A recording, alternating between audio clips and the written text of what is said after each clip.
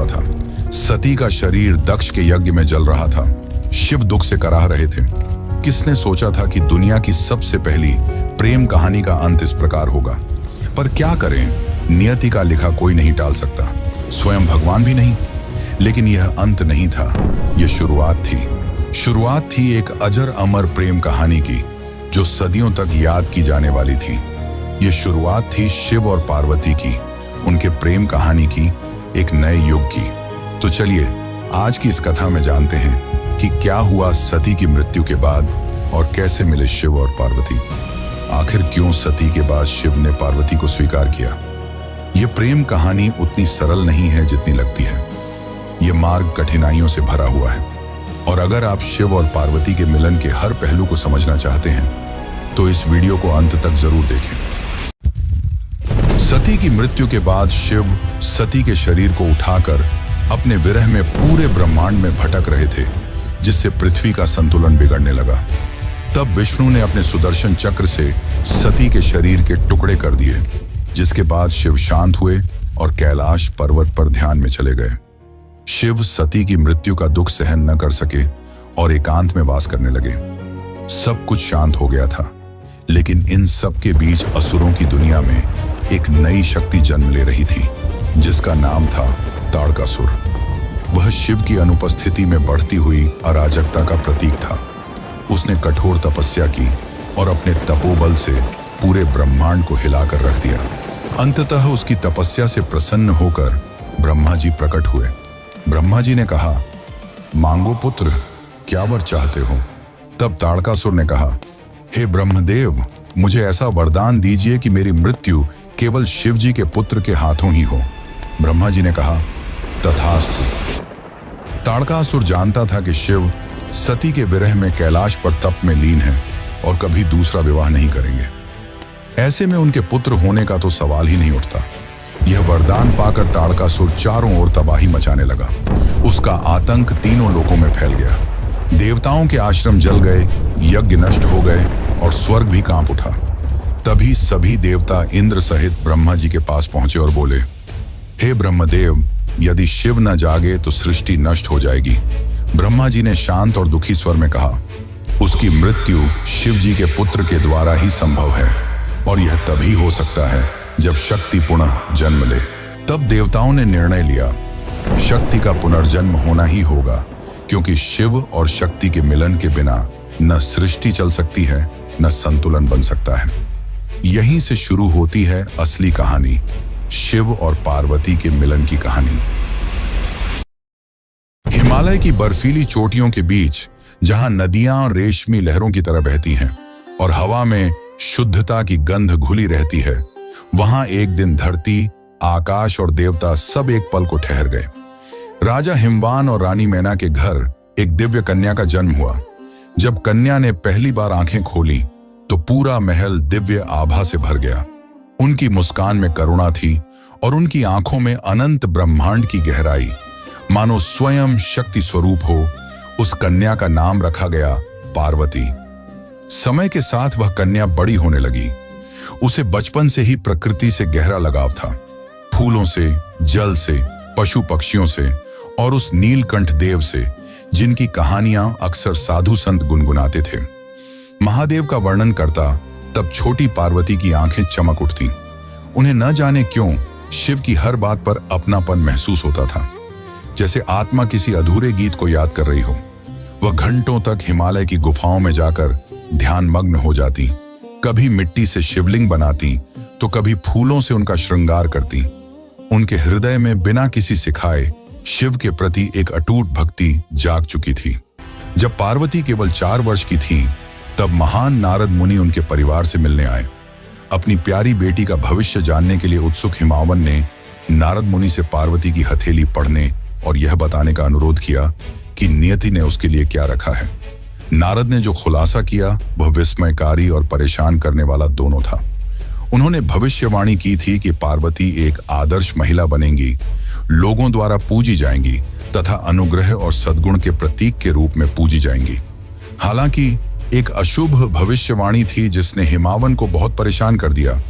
पार्वती का भावी पति कोई ऐसा व्यक्ति होगा जो परित्यक्त स्थानों पर रहता होगा, अजीब आभूषणों और चिथड़ों में लिपटा होगा। वह शाही कपड़ों से सुशोभित नहीं होगा और उसकी उपस्थिति ही दुनिया के लिए पहचानने योग्य नहीं होगी। यह सुनकर रानी मैना का चेहरा फीका पड़ गया। क्या मेरी बेटी उस त्यागी से विवाह करेगी? नारद मुस्कुराए, माता, आप उन्हें त्यागी कहती हैं, पर वे ही सृष्टि के अधिपति हैं। यह मिलन केवल विवाह नहीं होगा, यह ब्रह्मांड के संतुलन का पुनर्जन्म होगा। उस दिन से पार्वती के जीवन का लक्ष्य स्पष्ट हो गया। वह जानती थीं कि उनका जन्म ही शिव को पाने के लिए हुआ है। न बाल्यावस्था की इच्छाएं, न राजसी सुख, बस एक संकल्प था उनके मन में कि वह उस एक आत्मा को फिर से पाएंगी जिससे उनका संबंध जन्मों से जुड़ा है। समय बीतता गया और छोटी पार्वती अब युवावस्था में प्रवेश कर चुकी थी। उनके चेहरे पर वही शांत आभा थी जो सती के समय थी, वही निश्चल दृष्टि, वही करुणा और वही अनकहा विरह। बचपन से ही उन्होंने अपने हृदय में शिव को महसूस किया था, पर अब वह भावना एक दृढ़ संकल्प बन चुकी थी। जब उन्होंने नारद मुनि की भविष्यवाणी सुनी कि उनका भाग्य स्वयं महादेव से जुड़ा है, तो उन्होंने तय कर लिया कि यदि उनका जीवन किसी उद्देश्य के लिए बना है तो वह केवल शिव की प्राप्ति है। एक दिन पार्वती ने अपने पिता हिमवान से कहा, पिताश्री, मुझे अब राजमहल में नहीं रहना, मुझे उस मार्ग पर चलना है जहां से मैं अपने प्रभु को पा सकूं। हिमवान ने आश्चर्य से पूछा, बेटी, क्या तू उस मार्ग की कठिनाइयों को जानती है? वह मार्ग फूलों से नहीं, अग्नि से भरा है। पार्वती मुस्कुराई और बोली, पिताश्री, प्रेम जब सच्चा हो तो अग्नि भी दीपक बन जाती। और इसी दृढ़ निश्चय के साथ पार्वती ने अपना महल, वैभव और परिवार सब त्याग दिया। वह हिमालय की शीतल हवाओं को पीछे छोड़कर दक्षिण दिशा की ओर चल पड़ी, जहां साधु संतों ने उसे बताया था कि श्रृंगी तीर्थ वह स्थान है जहां तप करने से देवता भी प्रकट होते हैं। पर्वतों के बीच बर्फीली घाटियों में पार्वती ने अपना छोटा सा आश्रम बनाया। वहां न कोई सुख सुविधा थी, न कोई राजसी जीवन, बस नदियों की ध्वनि और उनके झप की गूंज। शुरुआत में उन्होंने फल और जल से अपना जीवन चलाया, पर धीरे धीरे उन्होंने हर भौतिक आवश्यकता का त्याग करना प्रारंभ किया। अब वे केवल पत्तों पर निर्भर रहने लगी। दिन के समय वे खुले आकाश के नीचे बैठकर ध्यान करती और रात को पत्थर पर लेटकर शिव का स्मरण करती। उनकी साधना इतनी गहरी थी कि उनके शरीर से प्रकाश निकलने लगा था। ऋषि मुनि जो उन्हें देखने आते कहते कि उनकी तपस्या किसी साधारण मानव की नहीं हो सकती। वर्ष बीतते गए, अब उनका जीवन केवल प्राणवायु पर निर्भर था। ऐसा लगता था मानो स्वयं प्रकृति उनकी साधना में लीन हो गई हो। उनकी आंखें बंद थीं, पर उनके मन में केवल एक नाम था, महादेव। जब पार्वती ने अपनी तपस्या जारी रखी तो दुनिया ताड़कासुर नामक एक भयंकर राक्षस के आतंक से त्रस्त हो गई। उसे हराने के लिए बेताब दिव्य देवताओं ने ब्रह्मा से सलाह मांगी। ब्रह्मा ने उन्हें बताया कि केवल भगवान शिव और पार्वती का पुत्र ही राक्षस को परास्त कर सकता है, लेकिन गहन ध्यान में डूबे शिवजी तक पहुंचना असंभव था। तभी दिव्य देवताओं ने भगवान शिव को उनकी समाधि से जगाने के लिए प्रेम के देवता कामदेव को नियुक्त करने का निर्णय लिया। कामदेव ने अपनी इच्छा के तीरों से सुगंधित फूलों और मधुर संगीत के साथ आकर्षण का माहौल बनाकर भगवान शिव के ध्यान को बाधित करने का प्रयास किया। अपने सर्वोत्तम प्रयासों के बावजूद शिवजी अप्रभावित रहे तथा गहन ध्यान की अवस्था में लीन रहे। निराश होकर कामदेव ने शिवजी पर सीधे तीर चलाने का चरम कदम उठाया, जिससे वह अपनी समाधि से जाग गए। कई वर्षों में पहली बार भगवान शिव ने अपनी आंखें खोली और जैसे ही उन्हें घुसपैठ का एहसास हुआ, उन्होंने उग्र ऊर्जा की चमक में अपनी तीसरी आंख खोली और कामदेव को नष्ट कर दिया। उसी क्षण कामदेव की पत्नी रति भगवान शिव के चरणों में गिर पड़ी और अपने पति के जीवन की भीख मांगने लगी। शिवजी हालांकि कठोर थे, नरम पड़ गए और कामदेव को एक वरदान दिया, वह जीवित रहेंगे लेकिन बिना शरीर के। तब से कामदेव निराकार अस्तित्व में हैं। इन सब के बाद ब्रह्मा, विष्णु और सभी देव कैलाश पहुंचे। ब्रह्मा ने शिवजी से शांत स्वर में कहा, हे महादेव, शक्ति फिर से जन्म ले चुकी है। वही शक्ति जो आपको समर्पित है, वह तप में लीन है और उसका संकल्प पूरे ब्रह्मांड को जला सकता है। केवल आपका स्नेह ही उसकी अग्नि को शांति दे सकता है। शिव ने कुछ पल मौन रहकर उत्तर नहीं दिया, पर उनके भीतर कुछ हिल चुका था। हजारों वर्षों की समाधि में पहली बार उन्होंने अपने हृदय में उस कंपन को महसूस किया, वही जो कभी सती के नाम से गूंजता था। अब समय आ गया था शिव और पार्वती के मिलन का, पर यह इतना भी आसान नहीं था। अब पार्वती को अपना प्रेम साबित करना था। तो चलिए अब जानते हैं कि क्या हुआ जब शिवजी उनके सामने गए और कुछ ऐसा पूछा जिसने पार्वती को भी चकित कर दिया। लेकिन उससे पहले अगर आपको वीडियो अच्छी लग रही है तो इसे लाइक करके कमेंट में हर हर महादेव जरूर लिखें। श्रृंगी तीर्थ की गहरी घाटियों में जहां पार्वती अब भी तप में लीन थी, शिव अब जाग चुके थे। पर क्या वे पार्वती को तुरंत स्वीकार करेंगे? क्योंकि सती के जाने के बाद शिवजी दोबारा विवाह नहीं करना चाहते थे, परंतु देवताओं की विनती पर वो एक बार के लिए सोच में पड़ गए और उन्होंने पार्वती की परीक्षा लेने की सोची। वो एक साधु के रूप में पार्वती के सामने पधारे।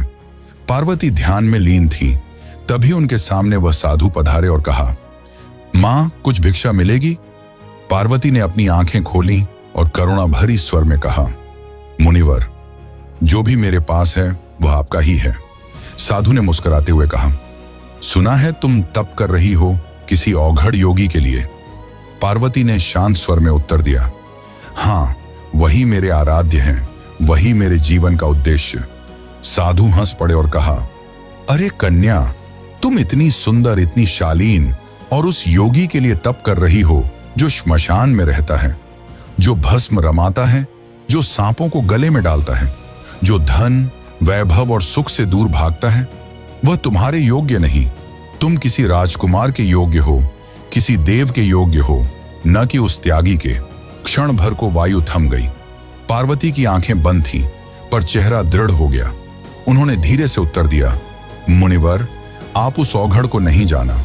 वही मृत्यु से परे है, वही सृष्टि का आरंभ है। वह भस्म रमाता है क्योंकि वह अहंकार को जलाकर शुद्ध करता है। वह श्मशान में रहता है क्योंकि उसे जीवन और मृत्यु का भय नहीं। वही योगी, वही त्यागी मेरा सर्वस्व है।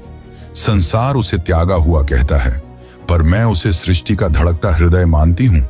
मुनिवर हंस पड़े और कहा कि अगर उसने तुम्हें स्वीकार नहीं किया तो? पार्वती की आंखों से करुणा बह निकली, पर स्वर पहले से भी स्थिर था और पार्वती ने शांत स्वर में कहा कि प्रेम में स्वीकृति या अस्वीकृति नहीं होती, केवल समर्पण होता है। मैं उन्हें पाने के लिए नहीं, उन्हें महसूस करने के लिए जन्मी हूं। यदि मेरा प्रेम सच्चा है तो उन्हें जागना ही होगा, क्योंकि शिव भी बिना शक्ति के अधूरे हैं। साधु उनकी यह बातें सुनकर मौन रह गया और उन्हें एहसास हुआ कि यही सती का पुनर्जन्म है। जिसके बाद वे अपने असली रूप में आए और मुस्कुराते हुए कहा, देवी, तुम्हारा प्रेम और भक्ति असली है। तुमने मुझे पाने की नहीं, समझने की साधना की है। मैं तुम्हें अपनी अर्धांगिनी के रूप में स्वीकार करता हूं। पार्वती की आंखों में आंसू थे और चेहरे पर मुस्कान। उन्होंने हाथ जोड़कर शिवजी को प्रणाम किया। हजारों सालों बाद आज फिर वह पल आया था जब ब्रह्मांड शिव के प्रेम का साक्षी बन रहा था। लेकिन अब भी इस कहानी का आखिरी पड़ाव बाकी है और वो है शिव और पार्वती का विवाह। श्रृंगी तीर्थ की वह कथा अब पूरे ब्रह्मांड में फैल चुकी थी। हर लोक में यह चर्चा थी कि हिमवान की पुत्री पार्वती ने अपने तप से स्वयं महादेव को प्रसन्न कर लिया है। देवता प्रसन्न थे और दिशाएं भी गूंज उठी थीं कि शक्ति फिर से शिव के पास लौट आई है। जब यह समाचार हिमालय पहुंचा तो वहां उत्सव जैसा माहौल था, पर इस आनंद के बीच एक चेहरा चिंतित था, राजा हिमावन का। रानी मैना बोली, स्वामी, हमारी बेटी को वह प्राप्त हुआ जिसे पाने के लिए वह कई वर्षों से तप कर रही थी, तो अब तो सब कुछ शुभ ही होगा। हिमावन ने गहरी सांस ली। उनकी आंखों में चिंता थी। मैना, मैं प्रसन्न हूं, पर मन में एक भय भी है। जिस महादेव को सृष्टि विनाशक कहती है, जो भस्म रमाते हैं, जो श्मशान में रहते हैं, क्या वे हमारी कोमल कन्या के योग्य होंगे? क्या वह गृहस्थ जीवन निभा पाएंगे? हवा में मौन छा गया। हिमालय की बर्फीली चोटियां भी मानो उनकी चिंता को सुन रही थीं। वे पिता थे और पिता का हृदय प्रेम से भरा होता है, पर उसमें डर भी होता है। उसी समय महल में एक तेजस्वी ऋषि का आगमन हुआ, ऋषि वशिष्ठ। उनके साथ कुछ देवगण भी थे। ब्रह्मा, विष्णु और कुबेर, पूरा महल उनकी आभा से आलोकित हो उठा। हिमावन ने चरणों में प्रणाम किया। स्वागत है महर्षि, किस कारण आप पधारे हैं? वशिष्ठ ने मुस्कुराते हुए कहा, राजन, हमें पता चला है कि आप अपनी पुत्री के विवाह को लेकर चिंतित हैं, पर जान लीजिए, यह कोई सामान्य विवाह नहीं, यह ब्रह्मांडीय संयोग है। यह मिलन केवल दो आत्माओं का नहीं, बल्कि सृष्टि के दो मूल तत्वों का संगम है, शिव और शक्ति का पुनर्मिलन।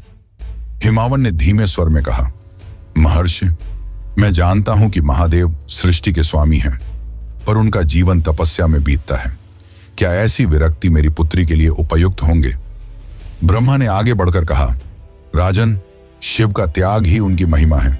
जो सब कुछ छोड़कर भी सबका रक्षक है, वही सच्चा स्वामी है। वह भस्म नहीं रमाते, वह मोह को जलाते हैं। वे श्मशान में नहीं रहते, वे मृत्यु पर विजय का प्रतीक हैं। तुम अपनी चिंता छोड़ो, क्योंकि यह विवाह स्वयं नियति ने लिखा है। विष्णु ने मुस्कुराते हुए कहा, राजा हिमावन, याद रखो, जब शिव और शक्ति एक होते हैं तभी ब्रह्मांड संतुलित होता है।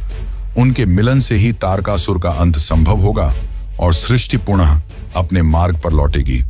कुबेर ने आगे कहा, और यदि तुम्हें चिंता है कि तुम्हारी पुत्री किसी निर्धन से विवाह कर रही है, तो जान लो, शिव ही मेरे स्वामी हैं, जिनके नाम से संपत्ति का अर्थ भी पवित्र हो जाता है। वे त्याग में भी संपूर्ण हैं और तप में भी राजसी। जब वे चाहें तो समस्त ब्रह्मांड उनके चरणों में रख सकता हूं। राजा हिमावन मौन खड़े रहे। उनकी आंखों में अब भय नहीं, श्रद्धा थी।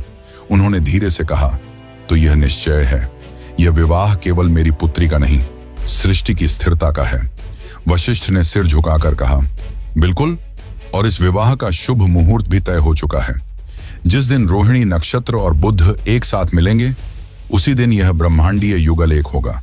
उस दिन को देवता भी पावन मानेंगे और वही दिन महाविवाह के रूप में सृष्टि में अंकित रहेगा। अब चालू होने वाला है शिव और पार्वती का विवाह, पर उससे पहले शिव जी अपनी बारात लेकर आएंगे और उनकी बारात को देखकर जो हुआ उसे जानकर आप भी चौंक जाएंगे। तो चलिए अब जानते हैं आगे की कथा। लेकिन उससे पहले अगर आपको वीडियो अच्छी लग रही है तो इसे अपने मित्रों और रिश्तेदारों को भी जरूर शेयर करें। विवाह की तिथि निश्चित हो चुकी थी। शिव जो सदियों से मौन थे, अब अपने विवाह की तैयारी में थे, पर यह तैयारी संसार जैसी नहीं थी। महादेव ने अपनी जटाओं से गंगा को प्रवाहित किया, अपने शरीर पर भस्म रमाई और नागों को गले में धारण किया। उनके माथे पर त्रिपुंड भभूति चमक रही थी। यह कोई राजसी दूल्हा नहीं, एक औघड़ योगी थे, जिनके लिए वैभव का कोई अर्थ नहीं, परंतु उनकी बारात, वह तो पूरे ब्रह्मांड की सबसे अनोखी बारात बनने वाली थी। चारों दिशाओं से विचित्र प्राणी आने लगे। कोई भूत था, कोई प्रेत, कोई योगी, कोई सिद्ध, कोई नग्न था, कोई राख से ढका, कोई डमरू बजा रहा था तो कोई चिल्ला रहा था, हर हर महादेव। गंधर्वों के गीतों में अघोरियों के नृत्य घुल गए थे। शंख, डमरू, मृदंग और तांडव की ध्वनियां मिलकर एक अकल्पनीय लय बना रही थी। स्वयं विष्णु और ब्रह्मा बारात में सम्मिलित हुए। यह एक ऐसी बारात थी जिसमें देवता भी थे और दानव भी, क्योंकि शिव सबके हैं, किसी वर्ग के नहीं। बारात जब हिमालय की ओर चली तो आकाश रंगों से भर गया। पुष्पों की वर्षा हो रही थी, पर्वत झूम रहे थे और चारों ओर केवल एक ही नाम, बोलो बम बम भोले। लेकिन जैसे ही यह अनोखी बारात हिमावन के महल के समीप पहुंची, वहां का दृश्य कुछ और था। महल में मंगल गीत गूंज रहे थे, स्त्रियां आरती की थाल सजाए खड़ी थीं, पर जब उन्होंने शिव की बारात देखी, उनके चेहरों से रंग उड़ गए। भस्म रमाए भूत, कंकालों की माला पहने प्रेत और विचित्र रूपों वाले योगी, यह दृश्य भयावह था। मैना देवी का चेहरा पीला पड़ गया। उन्होंने घबराकर कहा, स्वामी हिमावन, यह कैसी बारात है? क्या यही वह वर है जिसके लिए हमारी पुत्री ने तप किया? रानी मैना की आंखों में भय था। उन्हें लगा यह कोई विवाह नहीं, कोई प्रलय आने वाला है। वह कांपते स्वर में बोली, मैं अपनी बेटी को ऐसे वर के हाथों नहीं सौंप सकती। ये तो देव नहीं, मृत्यु का रूप है। पार्वती शांत थी, उनके चेहरे पर एक गहरी मुस्कान थी। वे आगे बढ़ी और अपनी मां के हाथ पकड़ते हुए बोली, माता, आप उन्हें उनके रूप से मत आंकिए। भस्म उनकी साधना है, श्मशान उनका ध्यान स्थल। वह किसी को डराने नहीं आए, वह स्वयं मृत्यु को भी जीवन देना जानते हैं। यही मेरे प्रभु हैं, सरल परंतु अनंत।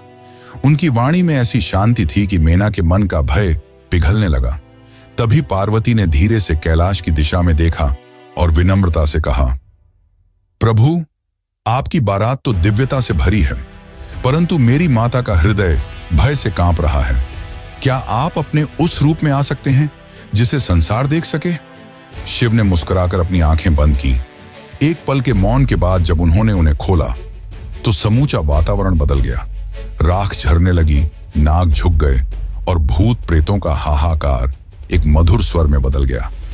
अब वहां खड़े थे सुंदर मूर्ति महादेव, गले में पुष्पमालाएं, माथे पर चंद्र की कोमल ज्योति, तन पर रेशमी वस्त्र और मुस्कान में शांति का सागर।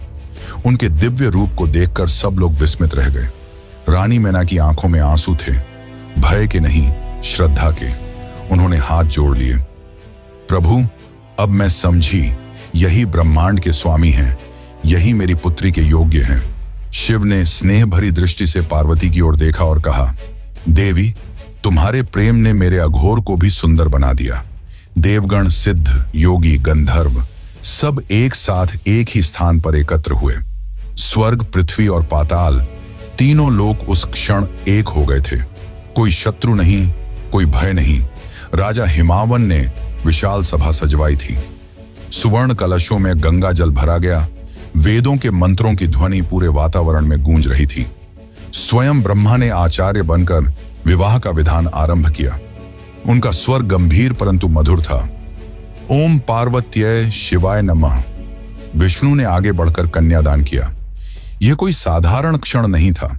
स्वयं सृष्टि का पालक अपनी ही ऊर्जा का दान कर रहा था सृष्टि के संहारक को, ताकि सृजन, पालन और संहार का संतुलन फिर से स्थिर हो सके। विष्णु ने कहा, हे प्रभु, आज मैं आपको वह प्रदान करता हूं जो इस ब्रह्मांड की आत्मा है। पार्वती केवल मेरी बहन नहीं, बल्कि वह शक्ति है जिसके बिना सृष्टि अधूरी है। उन्हें स्नेह दो, क्योंकि यही प्रेम ब्रह्मांड को जीवित रखता है।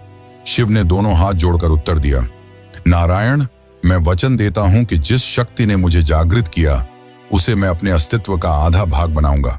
ब्रह्मा ने अंतिम मंत्रोच्चारण किया और उसी के साथ यह भव्य विवाह संपन्न हुआ। जैसे ही विवाह संपन्न हुआ, सभी भूत, प्रेत, देवता, ऋषि, राक्षस सबने एक साथ जयघोष किया, हर हर महादेव। उस क्षण ब्रह्मांड स्थिर हो गया। समय मानो एक पल के लिए रुक गया था, क्योंकि शिव और शक्ति अब एक थे। इस एकत्व ने सृष्टि को नया संतुलन दिया। वही ऊर्जा जो पहले विरह में विकृत हो रही थी, अब प्रेम में परिवर्तित हो गई थी। देवताओं ने ब्रह्मा से पूछा, प्रभु, अब क्या होगा? ब्रह्मा मुस्कुराए, अब ब्रह्मांड फिर से अपना मार्ग पाएगा। इस दिव्य मिलन से जो शक्ति उत्पन्न होगी, वही एक दिन तारकासुर का अंत करेगी।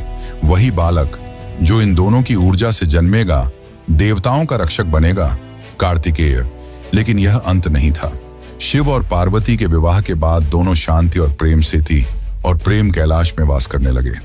पर अब भी पार्वती के मन में कुछ ऐसे प्रश्न थे जिनके उत्तर वह जानना चाहती थी। उस समय पार्वती ने जो शिव से पूछा, वह प्रश्न केवल प्रश्न नहीं थे, बल्कि आज के समय के लिए बताई गई बातें थीं। तो चलिए अब जानते हैं शिव और पार्वती के बीच हुए उन संवादों को, जिन्हें हर हिंदू को जरूर जानना चाहिए। शिव और पार्वती का दिव्य विवाह संपन्न हो चुका था। हिमालय के शिखर अब मौन थे, मानो स्वयं प्रकृति ध्यान में चली गई हो। विवाह के उत्सव के बाद जब सब लोग अपनी अपनी दिशा लौट गए, तब कैलाश पर्वत फिर से शांत हो गया।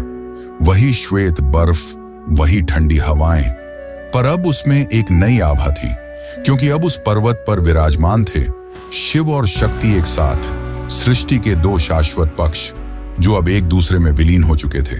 रात्रि का समय था। चंद्रमा अपनी कोमल रोशनी से कैलाश की चोटियों को नहला रहा था। पार्वती शिव के समीप बैठी थी। कुछ क्षण मौन रहा, वह मौन जो शब्दों से भी गहरा था। फिर पार्वती ने धीरे से पूछा, प्रभु, यह सब जो हुआ, मेरा जन्म, मेरी तपस्या, हमारा मिलन, क्या यह सब नियति थी या आपने ही इसे रचा? शिव मुस्कुराए। उनकी आंखों में वह करुणा थी जो केवल सृष्टिकर्ता में होती है। उन्होंने कहा, देवी, सृष्टि में कुछ भी आकस्मिक नहीं होता। जो बीज ब्रह्मांड में बोया जाता है वह समय आने पर फलता ही है। सती का देह त्याग, तुम्हारा पुनर्जन्म, तुम्हारी तपस्या, यह सब पूर्व नियोजित था। ये मेरी नहीं, हमारी लीला थी। क्योंकि शक्ति के बिना शिव निस्तेज हैं और शिव के बिना शक्ति दिशाहीन। पार्वती ने विस्मय से देखा, तो क्या यह सब ब्रह्मांड की योजना थी? शिव बोले, हाँ, क्योंकि सृष्टि का चक्र तभी चलता है जब प्रेम और ज्ञान साथ हो। तुम प्रेम की ज्योति हो और मैं ज्ञान का शून्य। जब प्रेम ज्ञान से मिलता है तभी सृष्टि उत्पन्न होती है। यही रहस्य ब्रह्मांड का हृदय है। वह उठे और आकाश की ओर देखते हुए बोले, देखो देवी, ये तारे, ये ग्रह, ये तत्व सब एक ही ऊर्जा से बने हैं जो शक्ति है, पर उन्हें संचालित करने वाला जो मौन है वह शिव है। दोनों के बिना कोई अस्तित्व नहीं। जो इसे समझ लेता है वही मुक्त होता है। पार्वती ने विनम्रता से कहा, प्रभु, तो क्या यही कारण है कि आप मृत्यु में निवास करते हैं और मैं जीवन में? शिव ने धीरे से मुस्कुराते हुए उत्तर दिया, हाँ, क्योंकि मृत्यु और जीवन दो नहीं हैं, एक ही सत्य के दो रूप हैं। एक अंत का अनुभव करता है, दूसरा आरंभ का। और जब यह समझ आ जाती है कि दोनों एक ही हैं, तभी मोक्ष होता है। शिव ने पार्वती की ओर देखा और कहा, देवी, यही ज्ञान एक दिन मनुष्यों को मिलेगा। जब मन की लहरें शांत होंगी तब आत्मा यह सत्य देखेगी कि बाहर कुछ नहीं, सब भीतर ही है। यही विज्ञान भैरव तंत्र का बीज है जो एक दिन संसार को बताएगा कि ध्यान, प्रेम और शून्यता सब एक ही द्वार की ओर ले जाते हैं। पार्वती की आंखों में आंसू थे, पर वे आंसू आनंद के थे। उन्होंने कहा, प्रभु, मैं चाहती हूं कि यह ज्ञान केवल देवताओं तक सीमित न रहे, यह हर जीव तक पहुंचे, ताकि मनुष्य जान सके कि प्रेम ही परम सत्य है। शिव ने उत्तर दिया, और वही होगा देवी। मैं यह ज्ञान तुम्हारे माध्यम से प्रकट करूंगा। जब तुम प्रश्न करोगी मैं उत्तर दूंगा, और उन्हीं प्रश्नों से जन्म लेंगे शिव सूत्र, जो सृष्टि के सबसे गूढ़ रहस्यों का मार्गदर्शन बनेंगे। उस रात शिव और पार्वती के बीच का संवाद केवल दो आत्माओं के बीच नहीं था, वह संवाद था ब्रह्मांड और उसकी चेतना के बीच। वह रात्रि कभी समाप्त नहीं हुई, क्योंकि उसके शब्द आज भी गूंजते हैं, मंदिरों के घंटों में, ऋषियों की ध्यानस्थता में, और हर उस हृदय में जो सच्चे प्रेम और ज्ञान की खोज में है। और तभी आकाश में एक आहट हुई। मंद स्वर में वही मंत्र गूंजा जो ब्रह्मांड का शाश्वत सत्य है, शिवोहम शक्ति रश्मि। मैं ही शिव हूं और मैं ही शक्ति हूं।